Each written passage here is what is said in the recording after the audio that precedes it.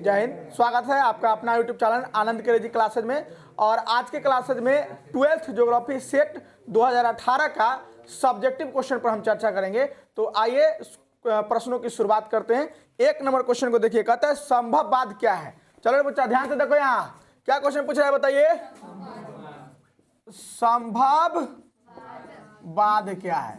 English में इसको कहते हैं पॉसिबिलिज्म। क्या कहते हैं बोलिए? पॉसिबिलिज्म क्या है? अच्छा ये देखिए नाम क्या लिखा हुआ है यहाँ बोलो तो, संभववाद। संभववाद इस सिद्धांत को, संभववाद शब्द को सबसे पहले दिया किसने है? इसको देखिए, संभववाद जो शब्द है, संभववाद जो वर्ड है वह किसने दिया है? यह दिया है पॉल विडाल। क्या नाम हुआ बोलो? पॉल विडाल डी ला ब्लास। किसने दिया हुआ बोलो? इस शब्द को, संभववाद शब्द को किसने दिया है? ठीक है, लेकिन ध्यान रखना, इसके जो पिता माना जाता है, इसका जनक माना जाता है, इसको बेहतरीन तरीके से जो बताने का जो काम किया है ना, इसको पिता मान लो या फादर मान लो या फिर फाउंडर मान लो। क्या मान लो? फाउंडर। ठीक है, देखो पूछेगा कि पॉसिबिलिज्म के फाउंडर किसको माना जाता है, तो लुसियन फैबरे को। किसको माना जाता है हुआ बोलो? हाँ, लुसियन। क्या नाम हुआ बोलो? लुसियन फैबरे।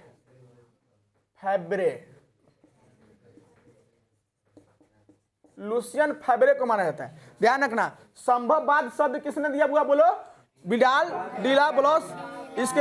इसके फादर किसको माना जाता है बताइए?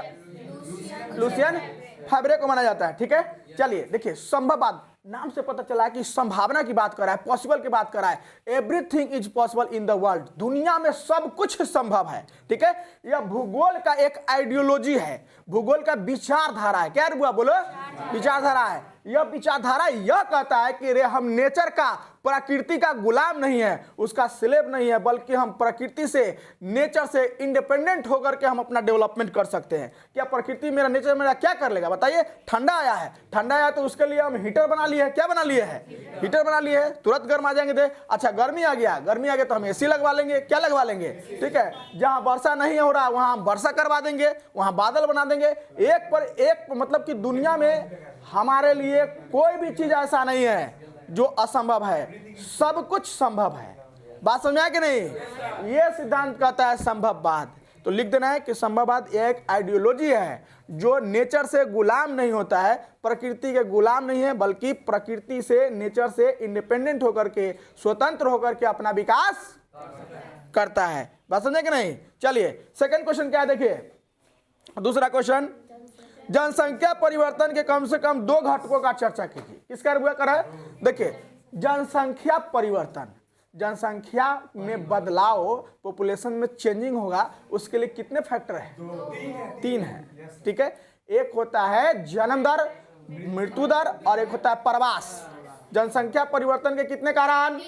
3 कारण, जन्म दर, मृत्यु दर, प्रवास। ठीक है, अच्छा बताइए कि आदमी जन्म लेगा तो पॉपुलेशन में चेंजिंग आएगा कि नहीं? मरेगा तो पॉपुलेशन में चेंजिंग आएगा कि नहीं?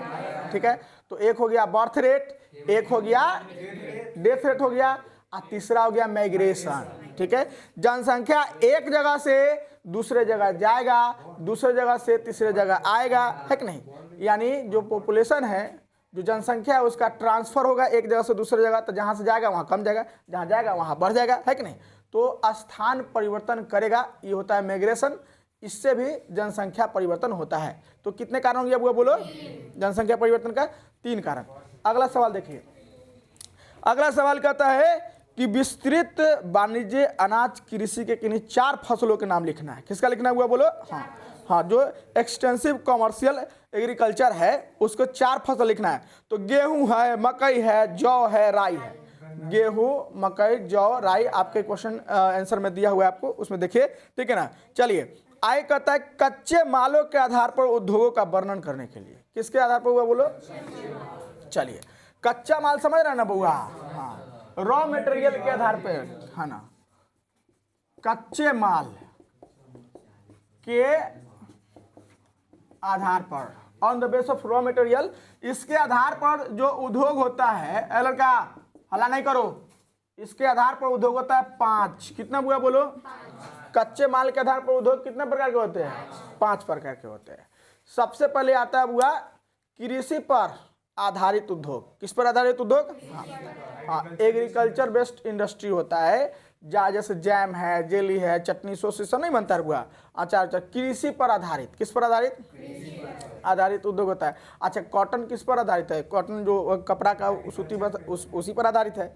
सूती वस्त्र का उद्योग जो है वो किस पर आधारित है? उसी पर आधारित है। चलिए, सूती वस्त्र पर आधारित समझ गए। दूसरा देखिए, खनिज पर आधारित उद्योग। किस पर? मिनरल्स पर, जैसे सीमेंट उद्योग है, आयरन उद्योग है, लोहा का उद्योग है ना, ये खनिज पर आधारित हो जाता है। ठीक है, 2 नंबर आयरन वाला हो गया। तीसरा है केमिकल इंडस्ट्री, ठीक है ना, केमिकल यानी रसायन पर आधारित उद्योग। किस पर आधारित उद्योग हुआ? रसायन पर आधारित उद्योग हो गया, जिसमें पेंट है, तेल है, दवा है नहीं, रंग है नहीं, ये सब जो आता है केमिकल पर आधारित होता है, रसायन आधारित होता है। 4 नंबर क्या हो गया हुआ? वन पर आधारित, फॉरेस्ट बेस्ड होता है, जंगल पर आधारित, जैसे फर्नीचर उद्योग है, क्या है? वन पर आधारित है, तो उसे बने से ना बनता है वो। हाँ, लकड़ी, अब पलंग है, बेड है, ये सब जो बन रहा है फर्नीचर आधारित उद्योग देख रहे हैं। चलिए, 5 नंबर जो होता है वह पशु पर आधारित। किस पर आधारित हुआ? आधारित उद्योग है ना, पशु पर आधारित उद्योग, एनिमल बेस्ड जो होता है, जैसे मान के चलिए कि ऊन का जो उद्योग है, चमड़ा का उद्योग है नहीं, चमड़ा का मतलब जो भी पशु से आपको आ जाए, डेयरी है नहीं, डेयरी का है, चमड़ा का है, ऊन का है, उलेन है ना, ये सारे चीज होते हैं। तो आपको बताना यह बुआ कि कच्चे माल के आधार पर कितने प्रकार के हो गए बुआ? 5 प्रकार के। फिर से एक बार गिनती कर लीजिए इसको। एक हो गया सबसे पहले कृषि पर आधारित, एग्रीकल्चर वाला हो गया। दूसरा हो गया मिनरल्स पर, खनिज पर आधारित हो गया। तीसरा है केमिकल पर, रसायन पर आधारित है। चौथा जो है वह किस पर हुआ बोलो? 4 नंबर फॉरेस्ट, वन पर आधारित हो गया। और 5 नंबर जो है वो किस पर हो गया? वह वन, ये पशु पर आधारित हो गया। तो 5 हो गया आपका, ये देख लीजिए। चलिए अगला क्वेश्चन देखिए। नेक्स्ट क्वेश्चन कर रहा है 4 पंचम क्रियाकलाप के बारे में लिखना है। किसके बारे में हुआ? पंचम क्रियाकलाप। पंचम क्रियाकलाप क्या होता है बुआ? बताइए। पंचम क्रियाकलाप कौन सा क्रियाकलाप? ठीक है, जो हाई लेवल का इन्वेंशन होता है ना, जो डायरेक्शन के काम होता है, नीति निर्देशन का काम होता है, अन्वेषण का काम होता है, रिसर्च का काम होता है, ये सब पंचम क्रियाकलाप में आता है। वैसे भी लोग हैं जो डायरेक्शन देने का काम करते हैं, जो हाई इन्वेंशन का काम, उच्च स्तरीय आविष्कार की बात होती है ना, ये सब चीज़ होता है उसमें पंचम क्रियाकलाप में। तो इसमें 4 लिखना है। कितना लिखना है वो बोलिए? हाँ, 4 पंचम क्रियाकलाप के बारे में देखिए ये कहता है 1 नंबर में कि यह उच्च बौद्धिक व्यवसाय से जुड़ा होता है, या इंटेलेक्चुअल बिजनेस से यह जुड़ा होता है। दूसरा कहता है कि ये एजुकेशन है, इंफॉर्मेशन है, रिसर्च है, डेवलपमेंट है, ये सब सेवाओं का एक वर्ग है। शिक्षा, सूचना, शोध, विकास की सेवाओं का यह एक वर्ग है। तीसरा कहता है कि चतुर्थ क्रियाकलाप का दायित्व चिंतन, शोध, विकास के लिए नए नए विचार देना, जो क्वाटरनरी सेक्टर है उसके लिए भी यह आइडिया देता है, जो पंचम क्रियाकलाप है सो, है ना। आगे कहता है कि जो चतुर्थ क्रियाकलाप में लगे जो लोग हैं वो एक विशिष्ट वर्ग है, जिसका लक्षण उच्च वेतनमान और पदोन्नति के अवसरों के साथ साथ बहुत अधिक गतिमान होना है। तो कुल मिला के आपको ये 4 स्टेटमेंट दिया हुआ है, चारों का आप उसको लिख लीजिएगा। उसके बाद देखिए 6 नंबर क्वेश्चन कहता है कि पार महाद्वीपीय रेल मार्ग क्या है? पार कॉन्टिनेंटल रेल मार्ग। पार महाद्वीपीय क्या होता है बुआ? पार महाद्वीपीय रेल मार्ग वह रेल मार्ग होता है जो किसी कॉन्टिनेंट के, किसी महादेश के एक छोर से दूसरे छोर तक जो है उसको जोड़ता है। ठीक है ना, ध्यान रखना। जैसे मान के चलो कि एशिया है, तो एशिया के पूर्वी छोर से लेकर पश्चिमी छोर तक, है ना, इसको आर पार कर जाएगा। यूरोप है तो यूरोप के पूरा आर पार। वैसा रेल मार्ग जो पूरे कॉन्टिनेंट को पार कर जाता है, एक छोर से दूसरे छोर तक तुमको पहुंचा देगा, उसको कहते हैं, उसको क्या कहेंगे? पार कॉन्टिनेंटल जो है रेल मार्ग कहलाता है। पार महाद्वीपीय रेल मार्ग यानी महाद्वीप को पार कर देना है, महादेश को क्या कर देना है? पार कर देना है। आर पार, ई पार से लेकर एकदम ऊ पार तक पहुंचा देना है, ये इसको कहते हैं। चलिए अगला कहता है कि मुक्त व्यापार क्या है? क्या कर रहा है बाबू बोलो? चलिए, मुक्त व्यापार का जो वकालत करने वाला विद्वान था ब्रिटेन के अर्थशास्त्री जिसका नाम है एडम स्मिथ। क्या हुआ बोलो? हाँ, मुक्त व्यापार जिसको इंग्लिश में लेसेस फेयर कहते हैं। क्या कहते हुआ बोलो? लेसेस फेयर भी कहते हैं। मुक्त व्यापार का सिद्धांत जो है वह एडम स्मिथ ने अपनी किताब में दिया है। अपनी किताब जिसका नाम है the wealth of nation. The wealth of nation किसने लिखा हुआ बोलो? एडम स्मिथ ने, जिसको इकोनॉमिक का फादर कहा जाता है, जिसको अर्थशास्त्र के पिता कहा जाता है। इकोनॉमिक्स का फादर किसको कहा जाता है? अर्थशास्त्र के पिता एडम स्मिथ को कहा जाता है। और उसने किताब लिखा द वेल्थ ऑफ नेशन, इसी में उसने मुक्त व्यापार की चर्चा किया। तो लेसेस फेयर यह होता है जिसमें किसी देश की जो गवर्नमेंट है, सरकार है, वह कोई हस्तक्षेप नहीं करता है, व्यापार व्यवसाय में छेड़छाड़ नहीं करता है, उस पर रिस्ट्रिक्शन नहीं लगाता है, उसको फ्री करता है कि भाई तुम लोग कमाओ। क्या करो? कमाओ। ठीक है, ये समझ गए कि अच्छा ये ऐसा इकोनॉमिक सिस्टम है, ऐसी व्यवस्था है कि समझिए कि जिसमें व्यापार व्यवसाय में कोई हस्तक्षेप सरकार नहीं करता है, इंटरफेरेंस नहीं करता है। यह है मुक्त व्यापार। नाम से पकड़ लेना कि अच्छा मुक्त व्यापार की बात करें, यानी मुक्त है, बिल्कुल यह आज़ाद है ना, फ्री है, कोई इस पर रिस्ट्रिक्शन दबाव नहीं है। सुन के समझ लीजिएगा। अगला क्वेश्चन देखिए क्या कहता है। चलिए, ग्रामीण अधिवास में जो रूरल सेटलमेंट होता है, गांव की जो बस्ती होता है, उसमें 4 फॉर्म लिखना है, 4 प्रारूप लिखना है। कितने प्रारूप लिखना है हुआ? हाँ, चलिए, तो एक होता है आयताकार वाला। कौन सा प्रतिरूप हुआ? आयताकार प्रमुख होता है। मैथ में आयत का आपने पढ़ा होगा कि आयताकार कैसा होता है ना। चलिए, आयत के आकार का कैसा हुआ? तो आयत के आकार का यानी चरखुट समझिए ना। आयताकार स्थिति में अगर बस्ती बस गया, कैसा आकार का? इस तरह का ये आयत है आपका, है ना। आयताकार आकार का जो बस गया, ये आयताकार बस्ती। सुनिए, 2 मुख्य प्रतिरूप समकोण पर मिलने के कारण आयताकार प्रतिरूप का विकास होता है। चौराहे के साथ साथ, जहाँ चौराहा होता है उसके साथ साथ सड़कों के समानांतर गांव की गलियां का निर्माण होता है। उत्तर भारत के उत्तरी मैदान में आयताकार प्रतिरूप की बस्ती यहाँ पर मिलता है। दूसरा कहता है रेखीय प्रतिरूप। कौन सा प्रतिरूप हुआ? हाँ, तो जहाँ सड़क है, नदी है, रेल मार्ग है ना, ये इसके किनारे जो गांव बस्ती बसेगा, जैसे देखिए कि ये सड़क है या फिर यह रेल मार्ग है। क्या हुआ बोलो? हाँ, तो इसके किनारे किनारे जो घर बनेगा, इसके किनारे किनारे जो घर बनेगा ना, ये सब लीनियर कहलाएगा। क्या कहलाएगा बुआ? हाँ, तो रेखीय बस्ती जो होता है, रेखीय बस्ती जो होता है वह नदियों के किनारे, सड़कों के किनारे या रेल मार्गों के जो किनारे किनारे होता है वो सब लीनियर होता है। चलिए, तीसरा बस्ती का रहा है त्रिभुजाकार। कैसे आकार का बुआ? हाँ, ट्रायंगल टाइप का। कैसा रे बुआ? हाँ, त्रिभुजाकार आकार का। तो इसमें देखिए कि यह 2 नदियों के संगम पर, किस पर?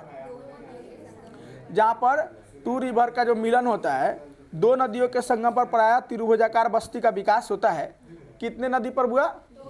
2 नदी जहाँ ज्वाइंट कर जाएगा, वहाँ से इस तरह का सेटलमेंट आपको, ट्रायंगल टाइप का सेटलमेंट आपको मिलेगा।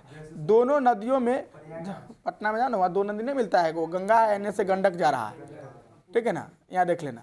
चलिए, 2 नदियों, आगे देखो बुआ, तो कहता है दोनों नदियों के संगम तक प्रदेश का गांव का विस्तार होता है। 2 सड़कों के बीच प्रायः त्रिभुजाकार प्रतिरूप भी मिलता है। चलिए, आगे कहता है तारक। क्या हुआ बोलो? हाँ, तारक प्रतिरूप तारा जैसा। किसका जैसा हुआ? तारा जैसा, स्टार टाइप का। बस्ती के मध्य में विभिन्न दिशाओं से निकलने वाली सड़कें। कोई ऐसा चौक चौराहा आप देखे होंगे जो विभिन्न दिशाओं में निकलता है, विभिन्न दिशाओं में निकलता है। तो तारक प्रतिरूप, कैसा प्रतिरूप? ये ऐसे तारक प्रतिरूप। कैसे हुआ? तारक प्रतिरूप। इस तरह से जो बस्ती का प्रतिरूप होगा वह तारक प्रतिरूप होगा। चलिए, एक कहता है गोलाकार प्रतिरूप या वृत्ताकार। क्या कहेंगे बुआ? सर्किल टाइप का। कैसे कहेंगे बुआ? हाँ, एक होता है गोलाकार सर्किल, यानी वृत्ताकार बस्ती या गोलाकार बस्ती। तो ये कहाँ पर होता है? जहाँ पर पॉन्ड होता है, जहाँ पर तालाब है, जहाँ पर झील है। तो पूछेगा तुमसे कि जो लेक है, जो पॉन्ड है, तालाब के चारों तरफ जो बसा हुआ बस्ती होगा वह क्या कहलाएगा? वह कहलाएगा सर्किल सेटलमेंट कहलाएगा, गोलाकार बस्ती कहलाएगा। क्या कहलाएगा? ठीक है, गोलाकार बस्ती कब होता है? जब तालाब होता है, तो तालाब के चारों तरफ जो बस्ती बसेगा वो क्या हो जाएगा? गोलाकार। झील के चारों तरफ बस्ती बसेगा, क्या हो जाएगा? गोलाकार हो जाएगा। चलिए, अगला क्वेश्चन क्या करा है सुनो। लैक झील, पानी का जमाव। 9 नंबर क्वेश्चन है 2010 की जनगणना के अनुसार भारत में 2 सघनतम कितना नंबर है?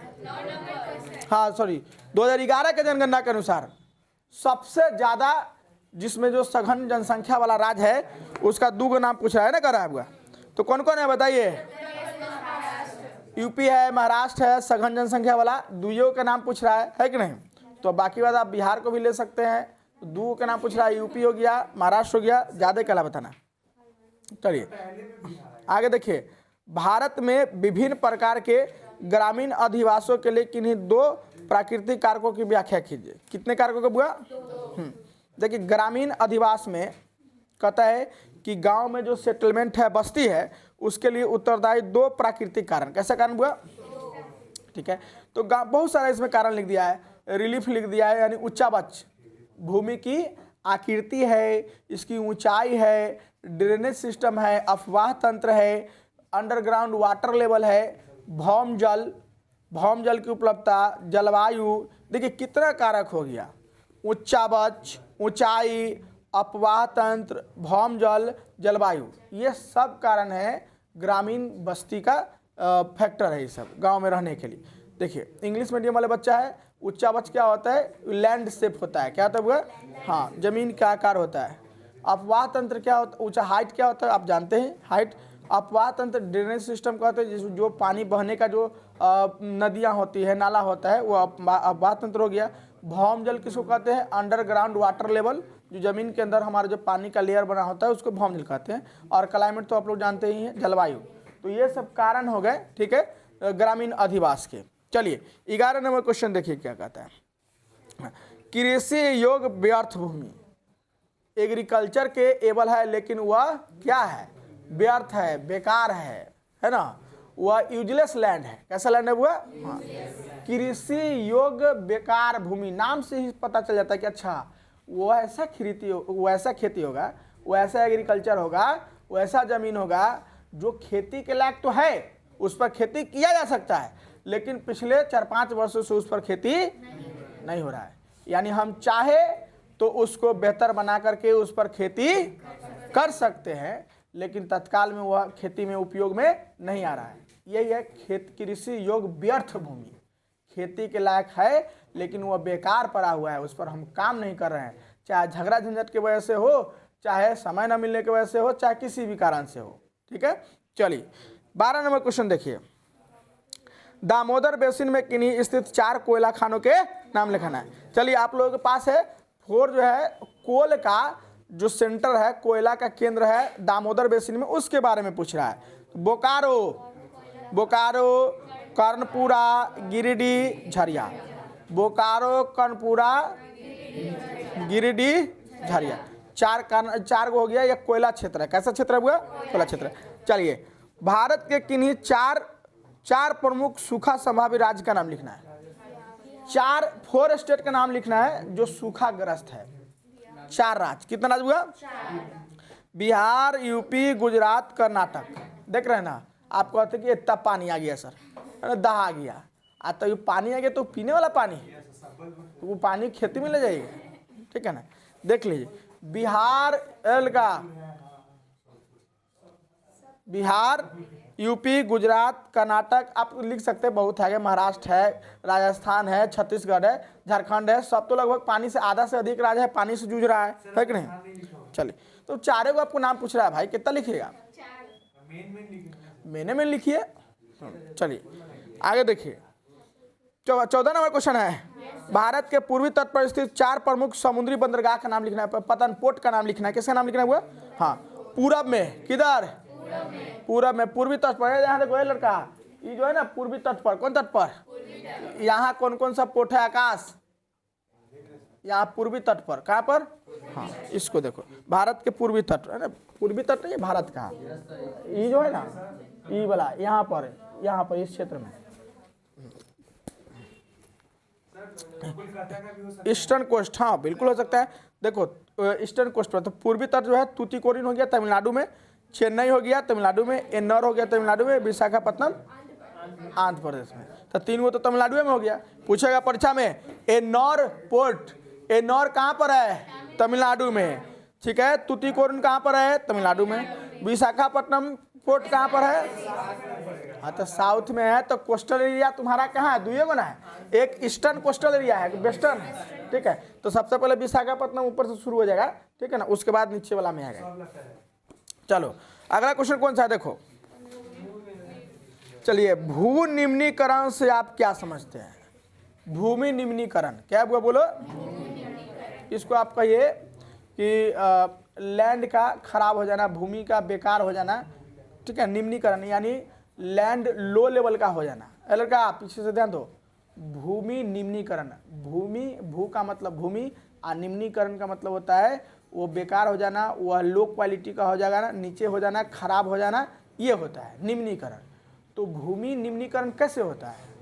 ठीक है, आप जानते हैं कि भूमि निम्नीकरण जो होता है भूमि निम्नीकरण जो है वह क्या है कि जैसे देखिए कि खेतों में ज़्यादा दिन तक पानी लग जाता है तो उसमें वाटर लॉगिंग की समस्या होती है, जिसको जलाक्रांता कहते हैं।